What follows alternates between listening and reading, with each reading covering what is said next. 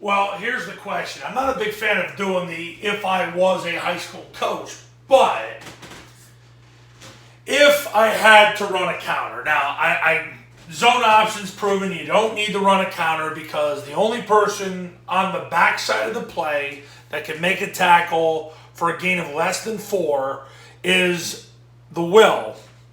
And if you run zone option, you get the ball far away enough from him that he can't usually get over the top around everybody and make the tackle for a gain of less than 4 unless I was the quarterback. So you don't really need counters. It's been proven through the data of last season, there was no counter that was run 4 times a game. However, if I had to run a counter, it'd be the counter keep. And counter keep, Paul Johnson invented it, and then Jeff Monken started running it at Army. Here's how you run the counter keep. If you get into the double flex formation, it's a down gap backer scheme, which, I mean, I know I sound like Tubby Raymond or Ted Kempski here, but that's what it is. The receiver blocks down. If there's nobody down from him, he'll block the linebacker. Same thing with the tackle, same thing with the guard, same thing with the center. So if it's counter keep to the right, you've got yourself a down scheme by the receiver, the tackle, the guard, and the center. The backside guard trying to log the first guy off the receiver, which is number 2. So he's trying to log him. He's trying to get his left knee through the crotch of number 2.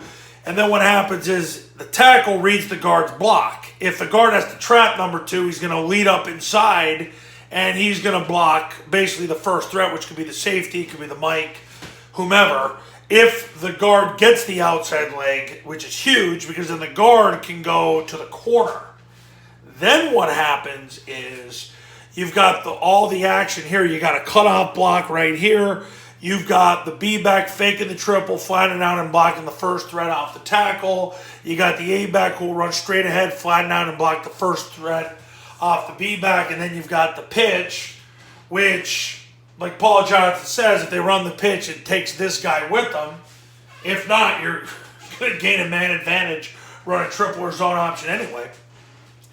So the tackle basically would end up on the corner. So it's real simple. If the guard can get the outside leg of number 2, the tackle's going to end up blocking number 3. If the tackle has to trap number 2, the tackle's got to lead inside and block number 3.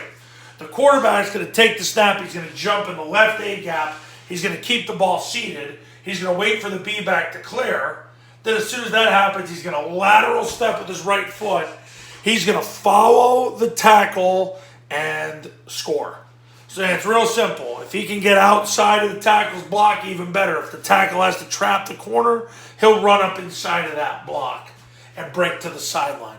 So the counter keeps the counter I would run. If I had to run a counter, it would be the counter keep. But if I had to be a high school head coach based on the data, the facts, because remember this, coaches, facts don't care about your feelings. I would run a counter.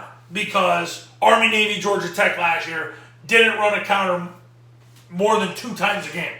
This and counter option were the 2 most popular counters last year.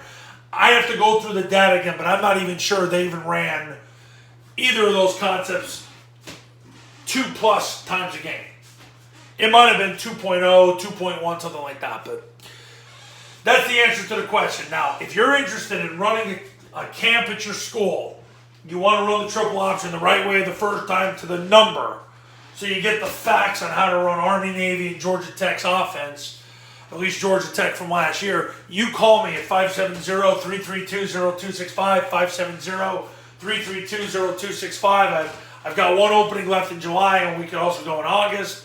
Give me a call, and you'll get your offense installed the right way the first time, and you'll have a system for the rest of your career. We'll talk soon.